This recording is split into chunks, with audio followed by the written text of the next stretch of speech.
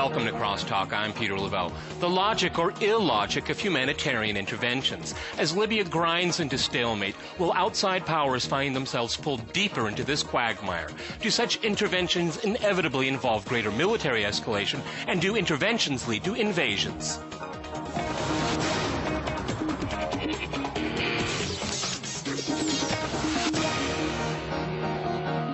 To discuss the uses and misuses of humanitarian interventions, I'm joined by Omar Turbi in Irvine. He is a political analyst and an advisor to the Transitional National Council of Libya. In Washington, we have Hariri Abaza. He is a senior fellow at the Foundation for Defense of Democracies. And in London, we cross to John Rees. He is a national officer of Stop the War Coalition and another member of our Crosstalk team, Yelena Hunga. All right, gentlemen, this is Crosstalk. You can jump in anytime you want. John, I want to go to you. How is this humanitarian intervention going in Libya, and how do you define success? How do you define failure when it comes to these kind of endeavors?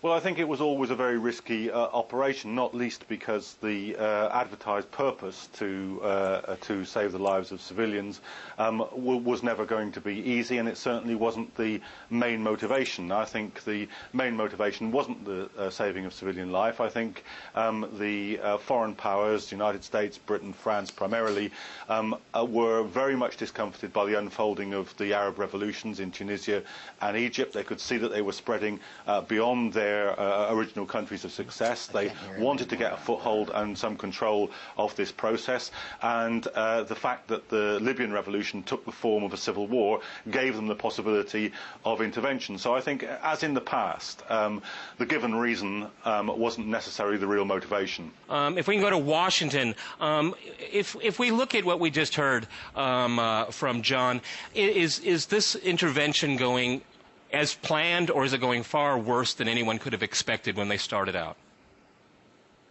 I think it's going worse than expected, because as we have seen lately, the troops loyal to Gaddafi are making some gains and are making it very difficult for the pro-democracy forces.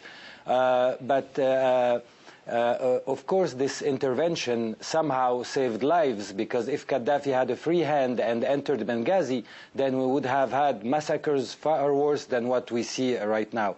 But I agree with John that the European nations that interfered are the European nations that usually supported dictatorship in the southern Mediterranean. And after the Tunisian and Egyptian revolution, this is when they started to appear pro-democracy so that they can have a place in the new order of the southern Mediterranean. Omar, what do you think about that? I mean, a lot of people keep using the terms democracy, and since you come from an organization that represents human rights in Libya, what is the democratic forces in Libya right now that justifies this humanitarian, quote-unquote, humanitarian intervention? First of all, there is a natural instinct amongst the Libyan people, especially when you have a thuggish, brutal regime that have suppressed people's ability to speak or move in one hand. But if you're referring to the prospects of democracy in Libya, I could tell you that my visit last week to the Eastern Board, the stronghold of Libyan opposition, I spent 4 days in Benghazi, one-on-one with senior members of the Transitional National Council. I addressed their gathering, and I came back with a very, very satisfied feeling that Libya is on to a democratic change and a democratic transition. Omar, I mean, I'm sorry to interrupt you, but it looks like a civil war. It doesn't look like a march for democracy. I mean, how do you? This is a contradiction in terms. This is a civil war that is getting worse by the day. As we're doing this program here, the so-called democratic opposition is angry at NATO for not bombing enough their own country here. I mean, how can we be talking about, a peaceful democracy when we have a raging civil war? Well, I think our memories don't serve us well. It's only been 6.5 weeks. It started out as an uprising. People rose because of human rights conditions and extreme oppression in Benghazi. They rose, they started to demonstrate peacefully, and the next thing, the Libyan regime came and suppressed it and attempted to suppress it. And trust me, it was not just rubber bullets or tear gas. It was bullets literally the size of your arm, bullets that you usually use to explode tanks. And it was very horrific. The pictures, we were able to very quickly get those pictures out to the world community. We lobbied the world. And as you very well know, Gaddafi and his dictatorial regime, his kids around him, and the government as a whole is something that the whole entire world is not happy with, doesn't really want to have Gaddafi rule. So the world has actually moved and saved lives. It's well, I mean, Omar, if I could jump in here, John, if I was going to go to you, I mean, if we look at recent memory, Gaddafi was being brought out of the cold. I mean, not very long ago at all. Go ahead, John. Well, I think if we look at recent memory, we would. No, go ahead, John. Go ahead, John. Go ahead. I think we'd recall. That these arguments were exactly the same as the arguments used for the invasion of Afghanistan and Iraq, and nobody thinks that what we've got in either place is a model of democracy. And the argument, the very language here is a dissembling language. To say that the world community, there is no world community. I'm a citizen in this country. My country is at war. A majority of people in the opinion polls don't want to be bombing Libya. Our government and the arms manufacturers that it's been touring the Middle East selling weaponry to, they wanted to go to war. It isn't true that there is some sort of disembodied world community that is backing this. What is true is that the vast majority of people in the world had a very deep sympathy with the Arab revolutions in Tunisia, in Egypt and in Libya. What they don't want to see is that the Western intervention causing a transformation in the nature of the Libyan revolution, so that it's now the most pro-Western people, including actually, and they are the same people, the people who most recently came over from the Gaddafi regime itself, who were actually involved in the suppression of their own people for decades before this, who are now the interlocutors of the West, the managers of military intervention, the people who are doing a deal with Qatar to export the oil. What they don't want to see is a bought revolution. They want to see a genuine revolutionary process of the kind that we saw working its way through in Tunisia and Egypt. Riri, if I can go to you in Washington, it's more and more. I'm sorry, let me. Yeah, honest truth. Okay, Omar, jump in, and then we'll go to Washington. Go ahead, real quick. Go ahead. Yeah, you know, I'm sorry, John, in London, your analysis really lack facts and lack the actual really truth on the ground in Libya. First of all, let me tell you, the real justification for intervention in Libya, the geopolitics of Libya are very important. The way it sits in North Africa, very close to Europe. There are many aspects that the Europeans found to be very important to the European community. That's one. Two, Gaddafi himself, the dictator, the sole ruler of Libya, is someone who no one on the whole entire planet is fond of or likes or wants to be with. And the third dimension, which is very important, is that he didn't stop at anything. This man would have literally killed hundreds of thousands of people. It may sound exaggerated, but trust me on this one. Right now, as we speak, there are massacres taking place in Misrata, and no one can get to them. We can't get to them by sea, can't get to them by land. And then in Jabal Nafusa in the west of Libya. So let's actually characterize things in the proper context. There's no well, this is exactly the point that people in Benghazi are making today, isn't it? They're making the point that they're failing, that the intervention is failing to protect people. That's exactly the point that people in Benghazi are making now. They're saying, we asked for this intervention, but it's not working. Okay, gentlemen, I want to go to Washington. Let's go. I'd like to go to our guest in Washington. Let me ask my guest in Washington here. The logic of this intervention here, it's not working. So do we go down the slippery path of higher intensity military campaign, air campaign, eventually a ground campaign? I mean, what's wrong with this intervention is that when the first missile was fired, the West decided a side in a civil war. And this is going to turn into a quagmire sooner or later. And a lot of people, no matter what you do, are going to die. Yes, first the United States was very reluctant to intervene militarily, and then the United States made very clear that no US soldier will set foot in Libya in this intervention, because of course there is the memories of what happened in Iraq, and as soon as possible the United States tried to involve other countries, and it was only under the cover of the United Nations that the United States interfered. However, we have to always remember that Gaddafi is one of the most brutal dictator on earth, and that he is ready to sacrifice maybe half the Libyan people just to stay in office. Yes, the international community welcomed him in later year, which was a very disturbing thing, because he's an international terrorist, he's one of the most brutal dictators, and we forget about the Libyan people and the signal and the signs that they have been sending to the world. The simple fact that they are using the old flag of Libya, and this flag is no coincidence. It was the flag created in 1951 after the creation of the first Libyan constitution that actually created the country. And it signals two things: the unity of the Libyan people, that is no division, and also the longing for a modern constitution. This is what it represents. They are signaling this to themselves and to the world. And the international community should do whatever it can to support the Libyan pro-democracy forces until they establish a democratic. And for John, I agree that there are risks, because a lot of the people who are involved are former Gaddafi people and are no Democrats. And that's why the international community should continue accompany a political process, not only a military process, until we make sure this revolution is not hijacked. Be perpetual or going to go on for a long time. Okay, at this point I have to jump in. After a short break, we'll continue our discussion on intervention. Stay with our team.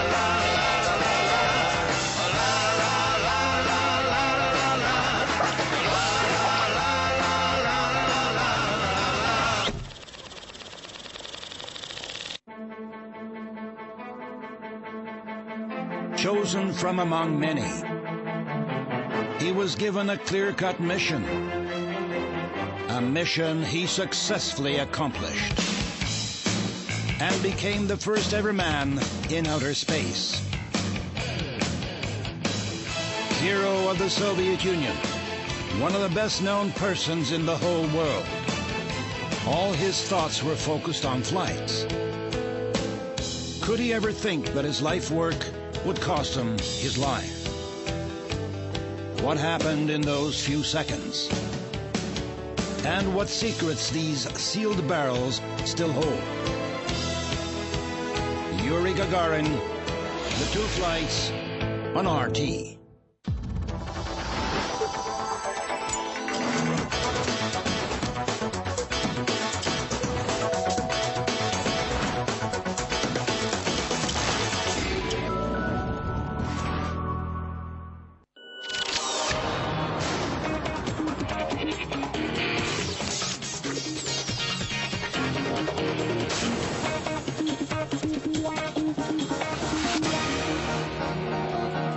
Welcome back to Crosstalk. I'm Peter Lavelle. To remind you, we're talking about the boon and bust of interventions.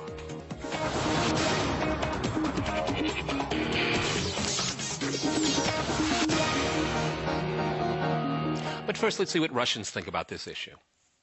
Is there a standard for interventions, and is this even possible? According to President Obama, the U.S. and its allies took military action in Libya to prevent a humanitarian catastrophe. But many wonder which humanitarian crisis justify interventions. The Russian Public Opinion Research Center asked citizens what position Russia should take regarding the recent events in Libya. 56% say Russia should not get involved. 18% believe it's necessary to influence Gaddafi so that a dialogue between rebels and current power is launched. 11% opt for supporting rebels and 6% for backing Gaddafi's side. Nevertheless, the massive campaign directed against Libya is not bringing about a political outcome thus far. Peter? Okay, John, I'm going to go to you in London. I'm an eternal skeptic about everything, it seems like these days. It seems to me that Libya is really a sideshow here. It is experimenting with interventions, and the laboratory is Libya. The U.S. can walk away at some point and let these people fight it out among themselves, or whatever, okay. I see no altruism in the foreign policy of the U.S. right now. So I'll give my thesis. This is to test the grounds without consulting public opinion at home to go after Iran, go after Syria, go after North Korea, or anybody else that crosses the hairs of the Western powers. What do you think about that thesis? Because we're just getting people ready for more interventions. We have to stop these regimes because they might do something. Yeah, well, I think when you listen closely to the descriptions of what the debate was inside the Bush administration about whether or not to do this, two things are very, very clear. Firstly, they were jammed up by the failures in Afghanistan and Iraq, and by, as a result, the scale of opposition among the public in this country, in the United States and so forth, to these military adventures. And it seems that the kind of intervention that they wanted was brief, no troops on the ground, but which would re-establish the political validity of the argument for humanitarian intervention, which was basically a busted argument after Afghanistan and Iraq. So, yes, I think they're re-establishing that argument for use not just in Libya, but on any and every future occasion where they feel it might be necessary. If we remember, this was something that was established in Kosovo, lost as an argument in Afghanistan and Iraq, and I believe that this is an attempt to refurbish it. Plus, I do think there are some genuine geostrategic factors in play. Omar, actually, although I disagree with his analysis, mentioned some of them, but primarily it's about getting some kind of foothold in the fast-moving developments of the Arab Revolution, which completely took the major powers by surprise. Omar, what do you think about that? Just getting on the tail end of this. Go ahead. John, you're talking as if this was masterminded in some kind of an order to intervene in one way or another, in some places do some imperialistic or some master plans for long term. First of all, Libya, I can assure you, will serve as a model and example to anybody around the area that would attempt to suppress their people in the brutal fashion that Gaddafi regime has. You mean, and, like I have actually lived through this whole entire thing. You mean Bahrain? You aren't saying that the US didn't simultaneously agree to intervene in Libya, but also to back the Saudi crushing of the Bahrainian revolution. That's what's happening now. There's no intervention in Bahrain. I've lived through this whole entire process. I have lived through this entire process for the last 6 to 8 weeks. I spent 9 out of the 18 days of the revolution in Tahrir Square, so there's no point in lecturing me about your personal participation. I participated in Tahrir Square for 9 out of the 18 days, so there's really no point in going down that road. Okay, gentlemen, I'm going to go to Washington. Yeah. I'm going to continue with my cynical line of argument here. The so-called Libyan Democrats are opportunists. They're trying to take advantage of American and Western powers that have been red-faced, humiliated when seeing their very good dictator friends leave, and now they want to show their quote-unquote good face. And the opposition to Gaddafi, which many of them were associated with Gaddafi at one point in time, or even Al-Qaeda and other groups, they're opportunists now, trying to cash in. What do you think? Yes, but if the international community does not help the pro-democracy forces, who will? I mean, we have to look at the Arab world as a regional system. When the Tunisian revolution happened, all Arabs were Tunisians. When the Egyptian one happened, all Arabs were Egyptian. So if we let Gaddafi get away with this, it will signal to all the other Arab dictators that all they have to do to stay in office is to shoot and massacre their populations. Also for the intervention, of course it didn't go as expected, that it's going to be short and brief, and then the pro-democracy forces will take over the country. Unfortunately, the pro-democracy forces seem to be highly disorganized and also under-equipped. So the international community had to do something, as the so-called international community supported Arab dictators for 6 decades. So it is high time that they start switching camps. Also, the international community interfered after the demands of the Libyan opposition and the Arab League, which is a very exceptional thing that the Arab League agrees on calling upon the international community to protect Libyan people. Now, of course, we are moving to the unknown because, as John mentioned, and as we mentioned, it's not as effective. So what will be the next step? But I would like to know from John, if it's not an international community intervention, how do you see the future of Libya or the future of the relations between Gaddafi and the Libyan people? Okay, John, you want to field that? Go ahead. Yeah, well, I entirely support the revolutionary process. My point about Western intervention is that it's subverting that process. It's buying a revolution. To be honest, if the West had kept out both of Libya and out of the intervention to crush the revolution in Bahrain, what we might now be looking at is a victorious revolution in Bahrain, which would have given enormous heart and enormous sustenance to the Libyans themselves to fight on, even under the more difficult circumstances. So my argument is about the West clearing out of the entire area and allowing, as you quite rightly say, what is a pan-Arab revolutionary experience to play out across the region. Omar, what do you think about that? I mean, can military intervention promote democratic interests in the region, all across the region, if we go all through North Africa? You know, you can't really talk in generalities and hypotheses and conspiracies here. We have to actually, if we're looking at Libya and the subject is Libya, we have to be much more objective about it. The West and the Europeans didn't just come to Libya because they had plans weeks before or months before, years ago, to come and intervene. We're talking about a human catastrophe in the making. And some correction I must add is it's not a civil war here you're looking at. You're looking at helpless, armless civilians attacked brutally by a military machine of 3,500 tanks, 200 airplanes, hundreds and hundreds of helicopters. I mean, there's disproportionate, they're totally disproportionate. And you know what? I'm for one person who actually is associated with the Libyan opposition and the Libyan movement, very much appreciate the United States and involvement in this, the UK and the Europeans. I mean, they have the ability to intervene. They have actually intervened. It might have been just a week late. If they were like a few days later, we would have experienced complete massacres. And okay, so Omar, can I ask you a question? You want the United States and NATO to continue bombing your country, okay? What happens if Gaddafi's forces go into urban areas and stick it out there? Do you want bombing there too to get them out? I mean, how far do you want your country to be bombed to be liberated from Gaddafi? Go ahead. There are unfortunate events that take place or may be taking place now that are not under anyone's control.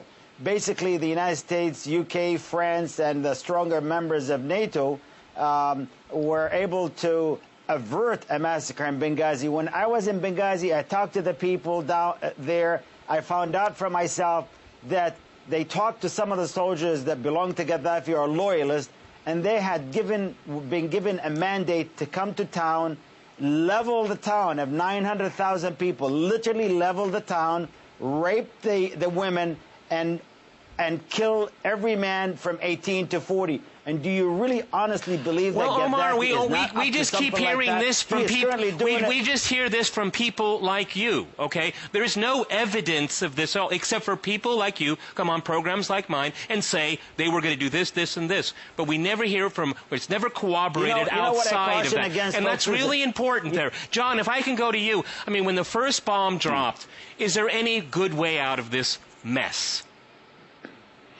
No, because even if we take it on the kind of playing field that Omar's talking about, if this goes on for a long period of time, we will see the same amounts of human casualties. We will see a prolonged period of military conflict. And the problem with that is, as we've seen in the last couple of days, NATO has just destroyed the lives of 13 of the revolutionaries outside Brega. Now, when we look at Afghanistan, Karzai first of all started off saying, "Oh well, that's unfortunate. These things happen," and then week after week, month after month, the civilian casualties build up, so that even the puppet administration, which invited and celebrated and was put in place in Afghanistan because of the invasion, now finds it intolerable that this should go on for a decade. Nobody said at the beginning of the Afghan war this is going to last 10 years. Believe me, at the end of this, even the people who asked them in will be regretting that they asked them in,